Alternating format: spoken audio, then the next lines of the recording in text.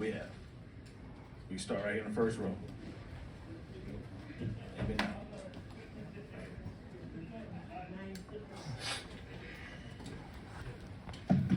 James Hill Sports, James Hill. Congratulations on the Celebration Bowl. When I came by campus and covered your homecoming, you guys had a certain look in your eye. You maintained that down the stretch. Talk about what you guys were able to do, and in particular against Jackson today. Honestly, we didn't really do nothing special. We just did what we did all season. All that looking, you said in the eye from homecoming, we had that the first game of the season. So, I mean, throughout the whole season, we just came that same mentality, the same mindset, and we knew it was at stake. Like you said, it just rolled over. From the first game, we knew what type of team that we had and the things that we could accomplish. So from there on, we just kept our head down, kept working. Right here. Third row, to the right. Aaron Wilson with the name competition. So, it is for you. Mike. Aaron Wilson with the Atlanta Journal-Constitution. Davius, for you, you had a big game on the ground and through the air. Just kind of, what were you seeing? How were you able to make plays consistently? First and foremost, it started off with the game plan. Coach Young did a great job with that. Then it went to the offensive line. There were 5, 6 guys that played today. I mean, they boys played their heart out. Some of them could barely walk through the game, so they did a good job of doing that, opening up the run game, and then that led to the passing game. My receivers did a good job of tracking the ball, catching balls that came their way, making their plays. And then the running backs, I mean, the boys ran with an edge on their shoulder today, but I ain't even surprised they do that every week. I mean, it probably got first time seeing that, but I see it throughout practice and throughout each game.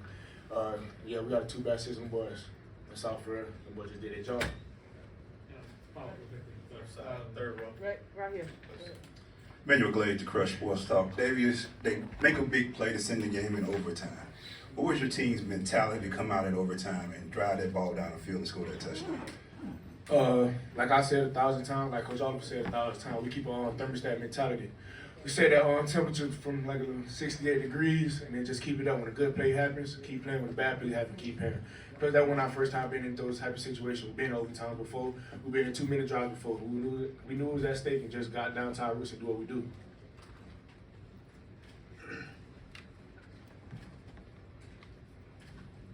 Miles Johnson, Maroon Tiger. I want to ask y'all, as HBCU students,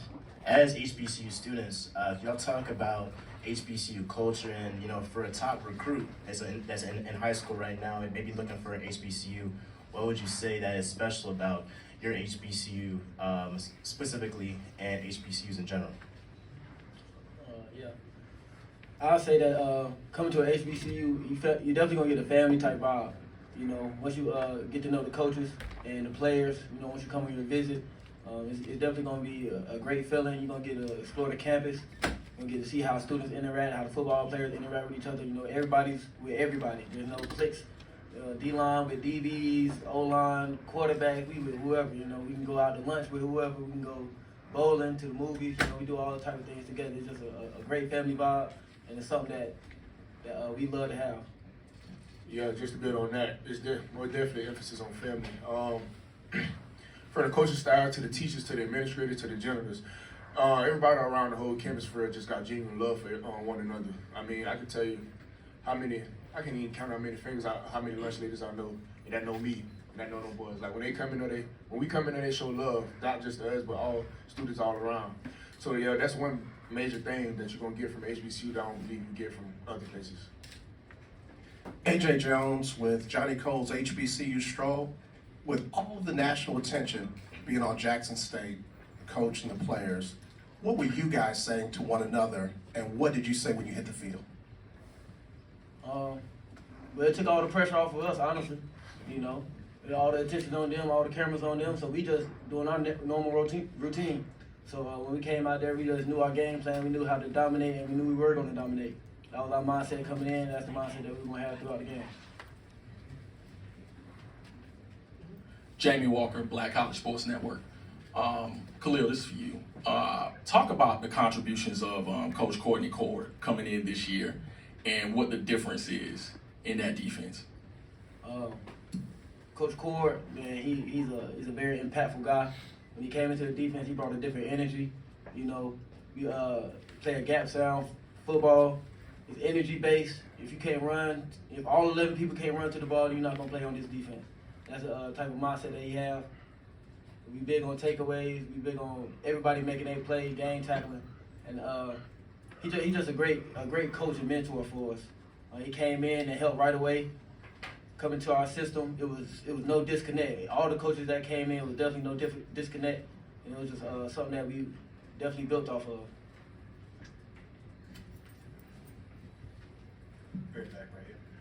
Vaughn Wilson, HBCU Game Day. Guys, I don't know how much you know about the North Carolina Central history, but not too long ago, I'm sure Kyle knows, probably 2005, North Carolina Central was Division II. And now you sit atop HBCU football in Division I. Can you talk about what that means, being the team that brings that to fruition? I mean, like you said, I probably don't know too much about it, but I know I see it every day when we go to the field, right up there. Where the coaches box at, they got D2 records and stuff like that, with the championships and all that, CIAA and all that. So, but it's a blessing to be able to play Division I ball and be able to be a part of the history of Central coming from D2 to D1, and then just establishing a winning brand. All right, Shemai Cook here. Hi, Davius. Congratulations on the win. Going into this game, you guys were the underdog. What is your message to the people who underrated you going into this game? I mean, first of all, we're not really. I mean, we kind of used to being an underdog. They always done us. And message to them, I mean, it's their opinions. Only opinions I care about is my coach and my teammates. So, I mean, they can believe what they want to believe. They can say what they want to say. But at the end of the day, I'm going off what these boys say about me.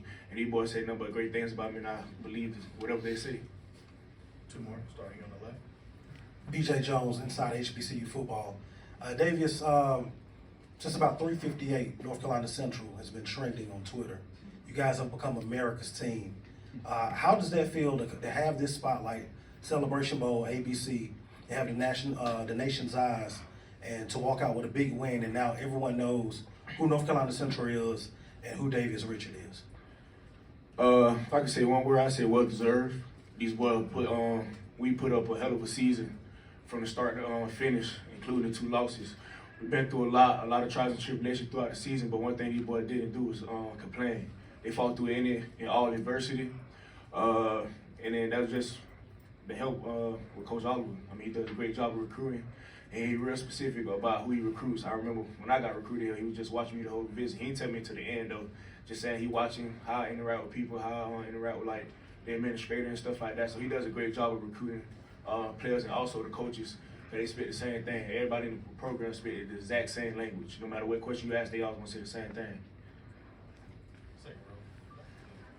Kenyatta Khalil, Dr. Khalil's Inside the HBCU Sports Lab. Particularly for this season, you started August, September, and sometimes maybe even in the spring. But there is a limited opportunity, whether it's at the interscholastic level, intercollegiate level, professional level, to win a championship.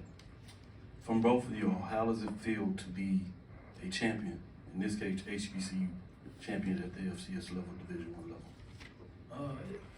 Honestly, it's just a great feeling. You know, coming into the season, we knew what we had at stake. We knew what type of team we had. The relationships that we built, it's gonna be something that we're gonna hold on to forever. You know, these pictures gonna last forever. You know, it's gonna be around Central. We got some, made history. Got some names in the history books, and the people that's gonna come to Central, just know that it's not gonna be sweet. You're just not gonna come to a championship team. You're gonna have to work, and you're gonna have to build with us. Yeah, I could just say we blessed and highly favored from anything. I mean, God put us in a position. We're really appreciative of that. But like you said, before this game, Coach was preaching. We're on one game away from a lifetime. And the championship lasts a lifetime. So when we 30, 40 years down the line, we come back to Central for our homecoming or whatever, we're going to see 2022 MEAC Conference champions, 2022 National HBCU champions. So, I mean, that speaks a lot. And like you said, throughout this season, throughout the whole year, the bond that we built with these guys, my teammates, is going to last a lifetime. Some of you boys gonna be my best man, but most all of them gonna be invited to my wedding. That's how deep the buzz is, and how I appreciate who I am, man. Like it's really a family. Thank you, gentlemen. Appreciate your time.